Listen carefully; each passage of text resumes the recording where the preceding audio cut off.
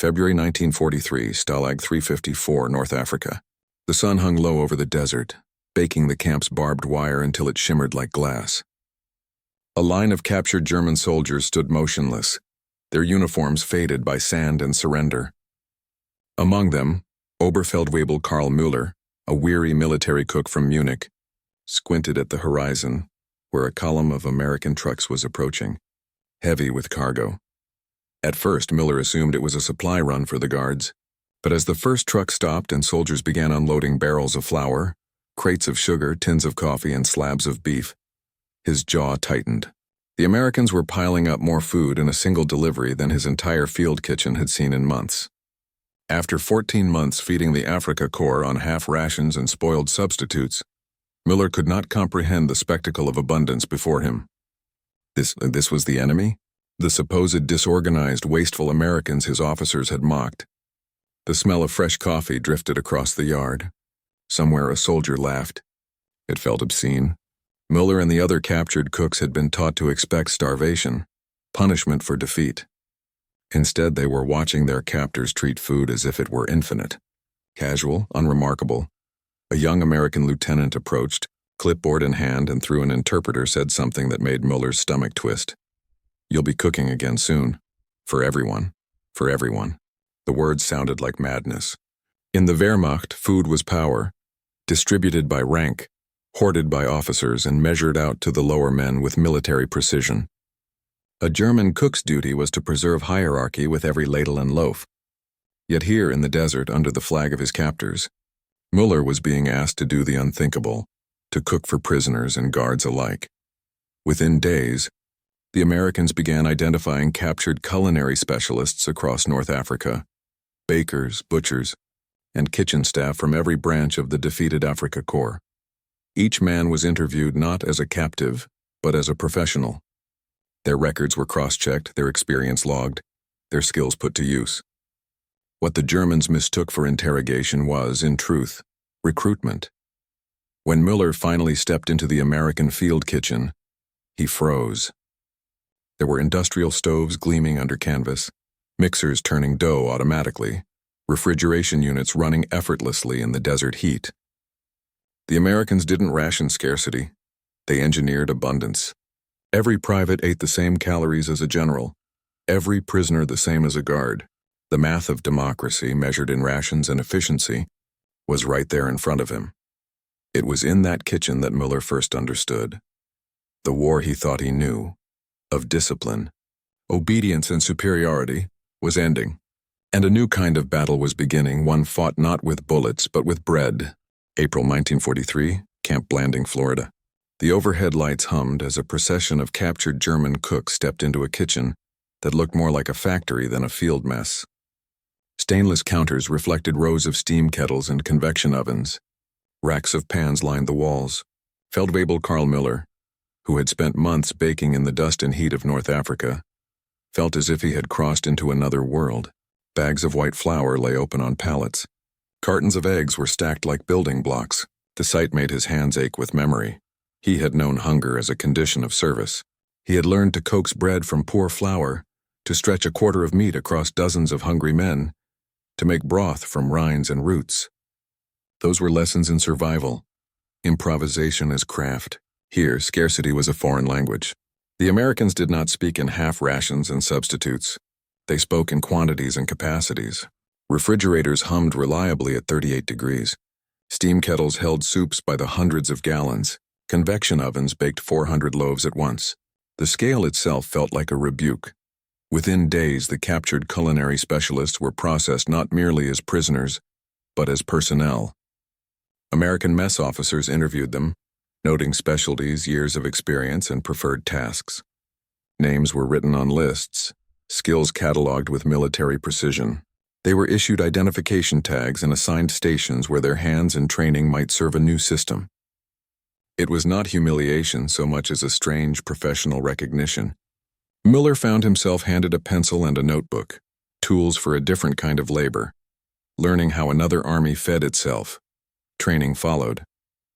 42 hours of orientation introduced them to the logic of institutional feeding. An American sergeant demonstrated the steam kettle's thermostat. and explained how to extract flavor without wasting fuel. A quartermaster walked through rotation schedules for perishables and the math of inventory, teaching how to sequence deliveries to minimize spoilage. Mechanics explained maintenance cycles for mixers and ovens.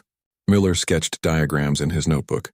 He began to write measurements where before he had felt by touch alone. Intuition was being converted into reproducible method. The most profound lesson, however, arrived in the serving line. The Americans fed everyone the same baseline ration, 3 meals a day with a minimum of roughly 3,400 calories for standard duty. Privates and captains received the same bread. Prisoners were allotted the same stew as guards. To men schooled in feeding hierarchy, this felt like a moral inversion. In the Wehrmacht, distribution created distinction. Here, distribution erased it. The effect was not disorder, but predictability. Men ate at set times. Portions were calculated. Supplies were accounted for down to the pound. Technical exchange began to smooth out old resentments. German bakers taught techniques for rye and sourdough, ways to coax flavor from dense grains. In return, Americans demonstrated scaling techniques, how a formula could be multiplied without losing texture, how a dough mixer's timing could emulate hand kneading at volume. Measurements replaced guesswork and quality became repeatable. Collaborations produced hybrid products, rye loaves baked faster in convection ovens, enriched breads that combined Old World grain with New World bulk. Language remained a practical barrier. Gestures and simple phrases accompanied recipe sharing. Interpreters moved between stations converting culinary terms and measurements. Still, a quiet professional respect grew. German bakers learned to trust a maintenance schedule. American cooks came to appreciate fermentation tricks the prisoners had practiced for years. Orders on the line shifted from commands to coordination. Where suspicion had once sparked terse remarks, the click of timers and the smell of baking unified the rhythm of work. Not every practice sat well with the newcomers. Many German cooks bristled at American disposal rules. Certain leftovers and spoiled batches were designated for immediate destruction under health regulations. To men who had learned to ration every crumb, the sight of food thrown away felt like sacrilege. Conversations in the kitchen's shadowed corners often turned to heated debate. Was this abundance prudent or reckless? Why waste when men went hungry in Europe? Over time, the logic of preservation, preventing illness and maintaining quality, began to persuade. Preventing spoilage saved supplies in the long run. Administrative systems also reshaped thinking.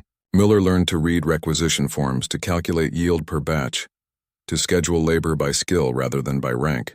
Preventive maintenance logs, predictive ordering, and yield sheets replaced the improvisational lists he had kept in his head for years. A maintenance schedule meant fewer breakdowns. Fewer breakdowns meant meals went out on time. The result was stability, and with stability came an odd, growing sense of safety. Personal accounts recorded after the war describe similar scenes. Functioning refrigerators in summer, mixers that saved hours of labor. Delivery manifests listing ingredients by the thousands of pounds. These were not abstract numbers. Each crate represented an everyday reality: eggs, sugar, butter, ingredients that had become rare luxuries under wartime deprivation.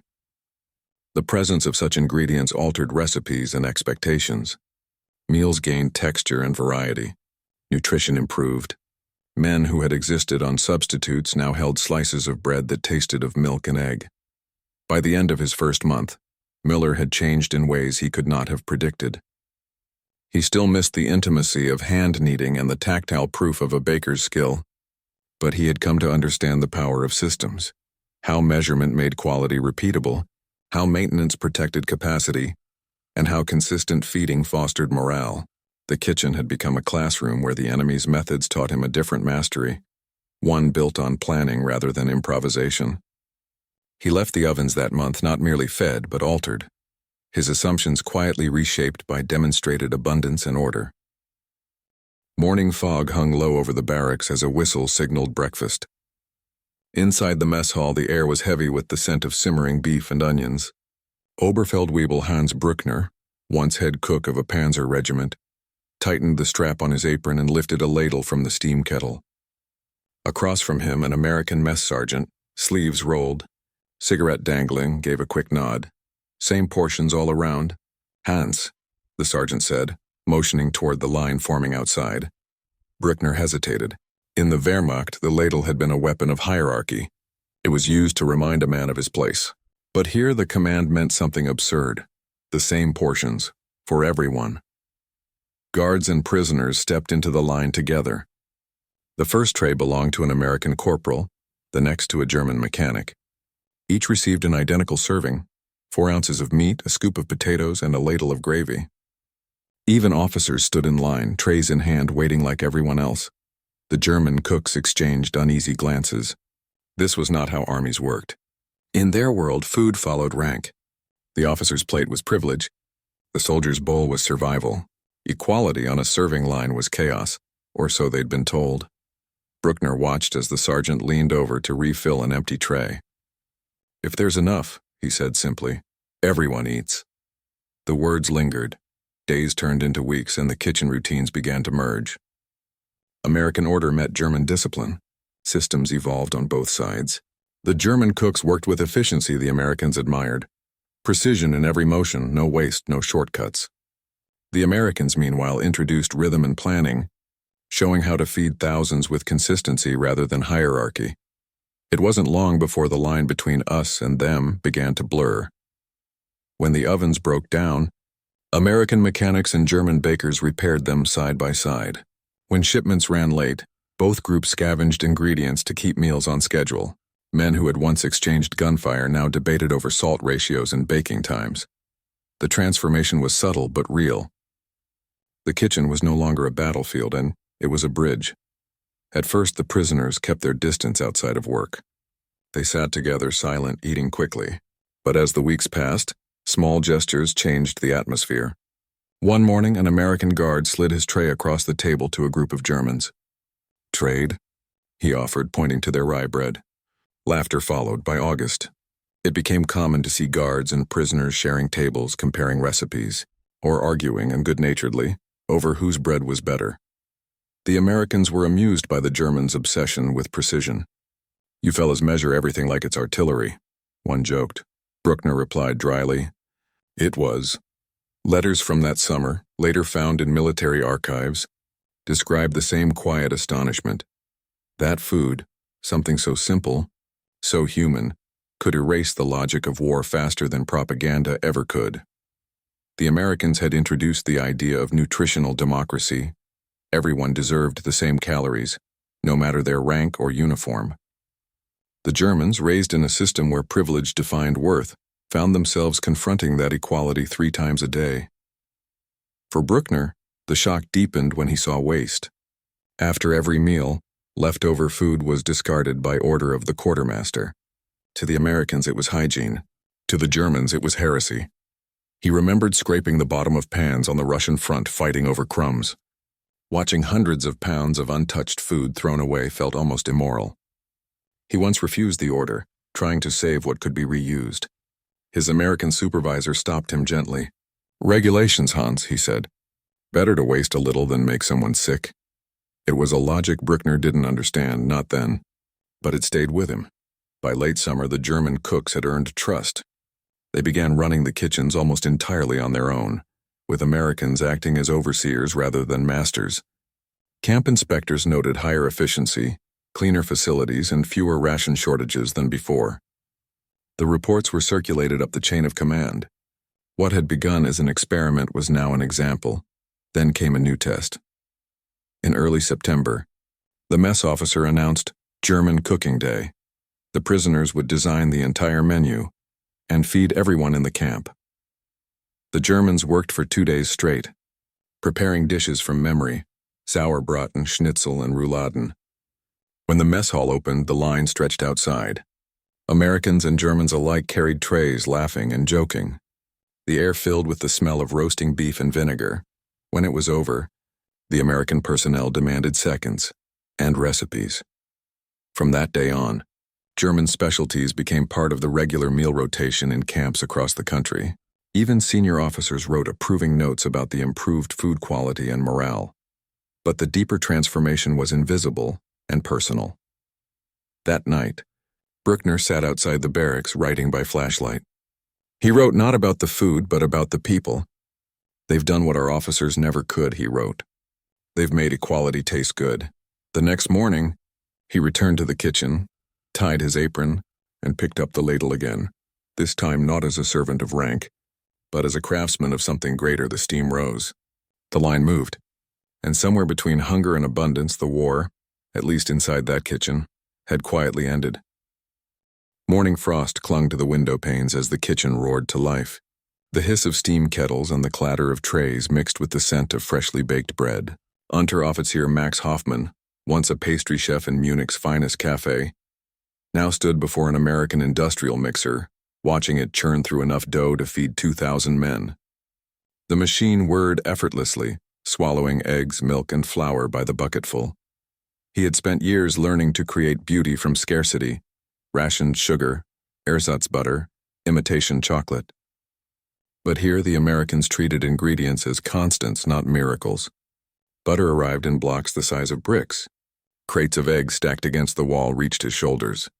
And every day the supply trucks came again.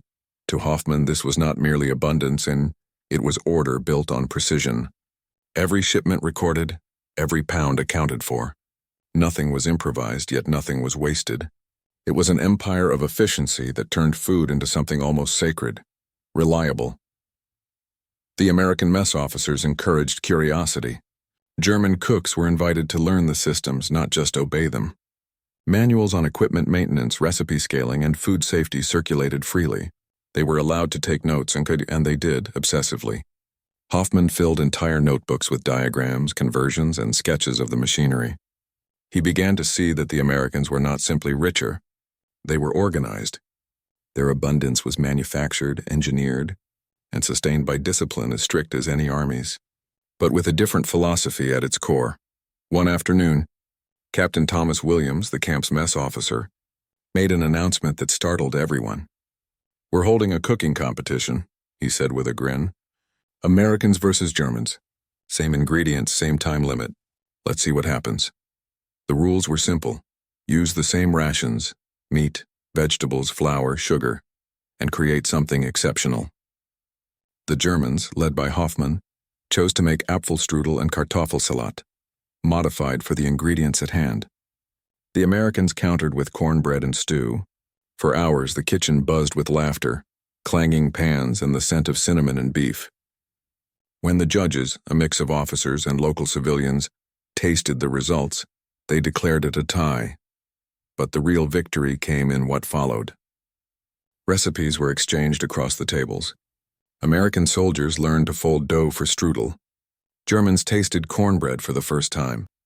It was culinary diplomacy, a peace treaty written in flour and salt. In the months that followed, new dishes began appearing in the mess halls. German-style potato salad with American mayonnaise, sausages flavored with local spices, and cakes enriched with canned fruit. Kitchen logs from that spring recorded 15 hybrid recipes adopted into regular rotation. Even the Americans admitted with a grin that the Krauts made us better cooks. The transformation ran deeper than the menus. Letters home, carefully censored but preserved, carried fragments of revelation. "The bread here has milk and eggs," Hoffmann wrote to his wife in Munich, a coded message she would understand. "We have chocolate pudding made with real cocoa." In another letter, he hinted, "The Americans think of food not as indulgence, but as duty." Thousands of such letters crossed the Atlantic, quietly undermining years of propaganda about enemy deprivation. The evidence of transformation was visible. Medical examinations showed German prisoners gaining weight, their complexions improving, their health restored. Reports noted an average gain of 20 pounds after 9 months, a living demonstration of the system's efficiency. But beyond the body, something subtler was happening in the mind. By mid-1944, German cooks had become trusted leaders within the kitchen hierarchy. Many supervised entire operations, coordinating both prisoners and American staff. Official reports noted improved morale, lower waste, and higher productivity under their direction. The Americans called it shared management. The Germans called it unthinkable. Still, trust had a price: introspection. Hoffmann began to question everything he had believed about strength and order. In Germany, discipline was maintained through fear and scarcity. Here, it was maintained through structure and plenty. The Americans did not command obedience. They earned cooperation through competence. When Easter approached, camp administrators suggested something radical, a German holiday feast, prepared entirely by the prisoners. Hoffman hesitated, unsure whether to believe the offer. But when the supplies arrived, hundreds of pounds of ham, butter, and eggs, and the reality sank in. For 2 days, the German cooks worked tirelessly, roasting, mixing, baking.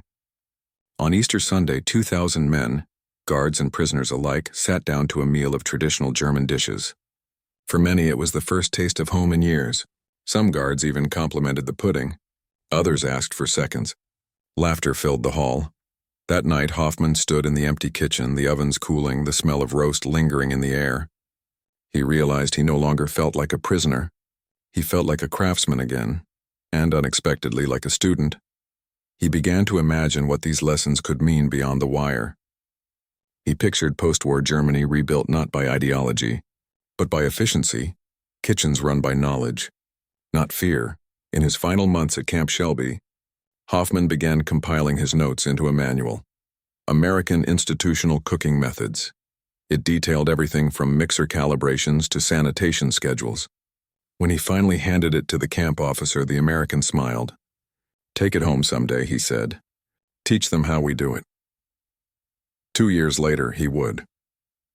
For now, the kitchen lights dimmed and Hoffman closed his notebook. In a place built for captivity, he had found freedom in the rhythm of work, and a truth no speech could have taught him. The measure of a nation's strength, he thought, is not how much it conquers, but how much it shares. The ovens cooled, the camp quieted, and somewhere deep inside, a former soldier began to believe that abundance, not superiority, was the truest sign of victory.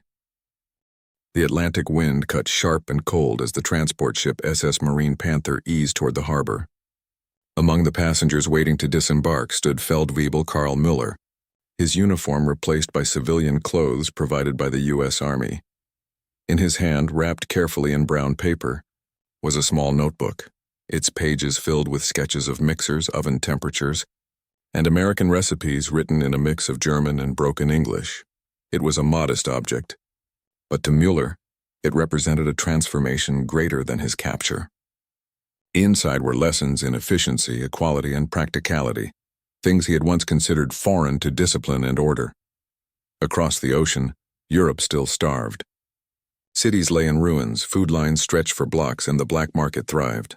Yet Müller carried with him something quietly radical, the belief that feeding people was not a privilege of victory, but the foundation of rebuilding. He would later find work in a bakery near Munich, where he began applying what he had seen in the American camps: refrigeration cycles, standardized dough measurements, scheduled maintenance, and shared meals for all employees regardless of rank or role. His colleagues, skeptical at first, soon realized the power of consistency. Production increased. Waste dropped. Bread became reliable again. The small systems of abundance that Müller and others had learned as prisoners began spreading through post-war Germany.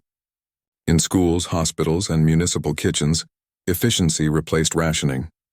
What had once been the structure of captivity became the blueprint for recovery. Historians rarely record the names of cooks and bakers, but their influence endures in quiet ways. In the way post-war Germany standardized food services, in the way cooperative kitchens replaced military hierarchies. Behind those changes were men who had once served in war kitchens and learned in captivity that equality could be engineered one meal at a time. Müller never spoke publicly about his experience in America. Yet decades later, when his grandson asked why he kept that old notebook locked in a drawer, he answered simply, "Because everything I needed to know about peace was written in those recipes." It was not victory that had changed him, but generosity. The realization that the measure of strength lay not in how tightly one controlled, but in how freely one shared. The war had taught him to fight. Captivity had taught him to feed. And between the two, he had discovered what it meant to be human again.